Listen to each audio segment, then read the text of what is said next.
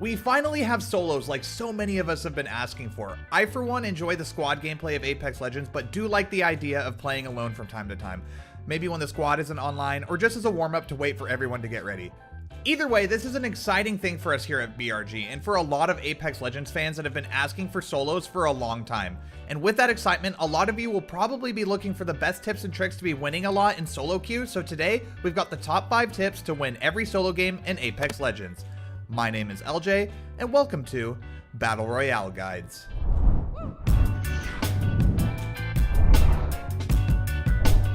At number 5, take your time.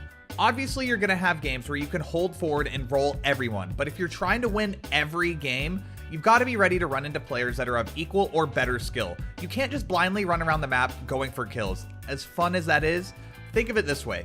When you see a solo in Apex in normal squads, what do? They camp stupid corners or spots. Now imagine a full lobby of people like that. What the fuck? You're gonna get jumped by someone as you run by. Now I'm not saying you should just camp as well, but try to slow the pace down and not rush everything and choose your fights wisely. Don't get too close to big fights and try to take it from a distance. Find a longbow and get picks from far away.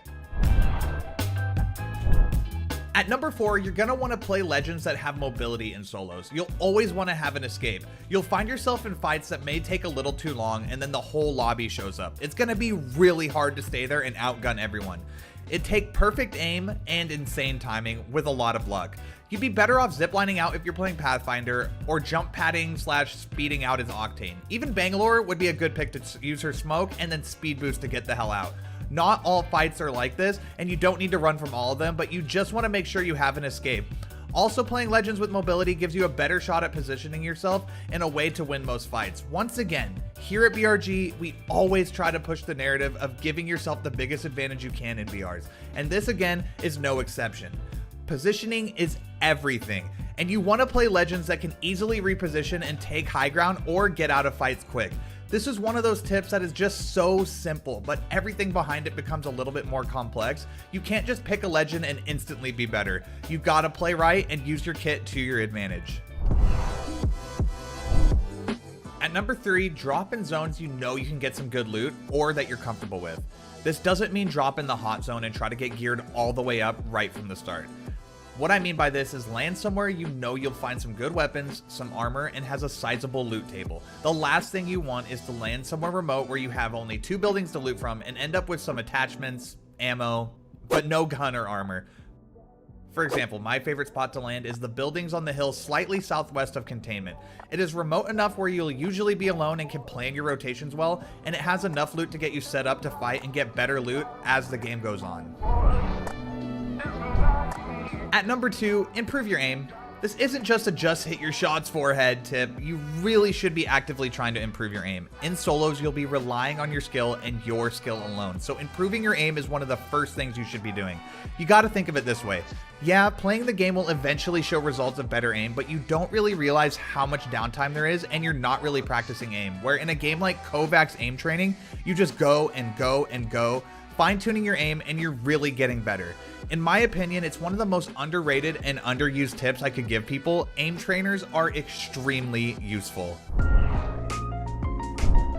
And finally, at number 1, you actually play to win. And when I say this, I mean play smart, like you actually want to get the win and not just go hard all game, going for the most kills. And as fun as that is, it's not the best way to win every game. And that's what this video is about. Winning. So when you're moving around the map, carefully plan your rotations, push fights at times when they're low, watch for shield breaking animations, then engage. It's all about timing with third partying, and if you go at the wrong time and the wrong angle, you might start shooting someone who ends up being full shields, and then both players just kill you and make you look stupid. If you take your time and watch what's happening in each fight, it won't be hard to get the timing right with your engagement.